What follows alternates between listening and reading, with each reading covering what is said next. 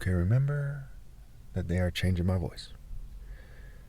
This video is about the voice of God in reality and not the technology that they use to mimic it.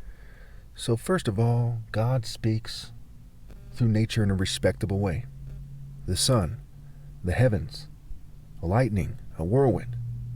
And yes, mankind has various technologies that they have and ones that they are developing to manipulate nature. However, when one sees lightning, whether man caused it or God, it reminds them of God naturally causing lightning to occur. So in a sense, God is speaking, but we also have to factor in where mankind is manipulating nature. The lightning didn't necessarily occur at that moment because God is sending you a message.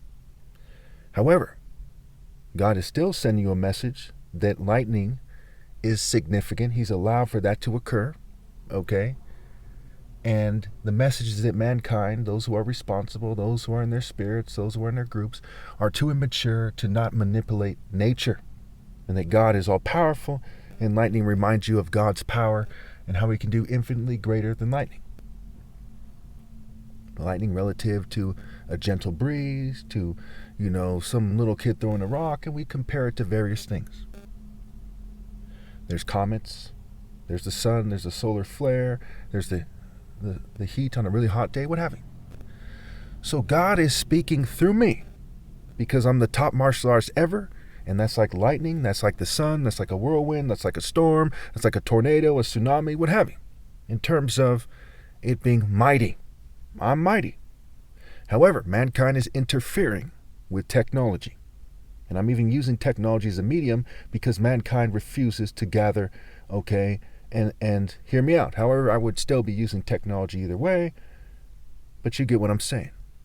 I definitely encourage people to rally and hear me out and consider that they have fumes and poisons and various substances that alter mental states to interfere with the speech. Hopefully you understand what I'm saying and you're crystal clear about what the truth is here. When I strike at world record speed, it's similar to lightning. It's similar to the sun. In fact, in Psalm 19, the sun is the symbol of the bridegroom, also referred to as the champion. And lightning in Job, for example, is said to be something that God gathers in his hands and commands it to strike when it's done naturally and figuratively and so on and so forth. Pretty straightforward, right? So therefore, it is clear that it is very sane and true for me to say that God communicates through me. Now, there are things that aren't so impressive, right? Okay, there's things that are despicable. When somebody kidnaps a kid, that's not God speaking, so to speak. It's God allowing that to occur, but it's also a message that nature is sending to you that God is allowed to happen. And we have to make that distinction between something despicable and something mighty and glorious. And so it is with people. We have to make the distinction between King David and the average Philistine or the average Israelite. We have to make those distinctions.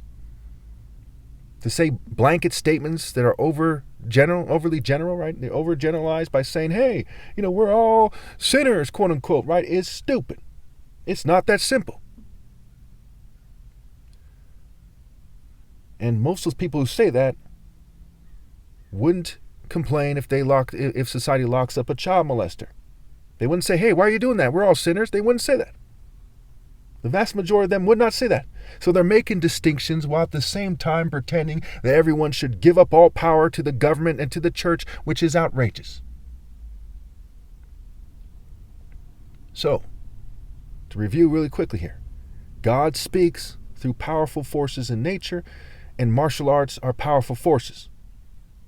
Being a scientist is trying to manipulate forces or study them. It's not the same as having powerful forces. To have an idea and say, hey, it came to me, is one thing. To be able to communicate through the pinnacle of human achievement, which is morally precise martial arts, because righteousness is greater than technology or wealth or anything else or mere art by itself, what have you.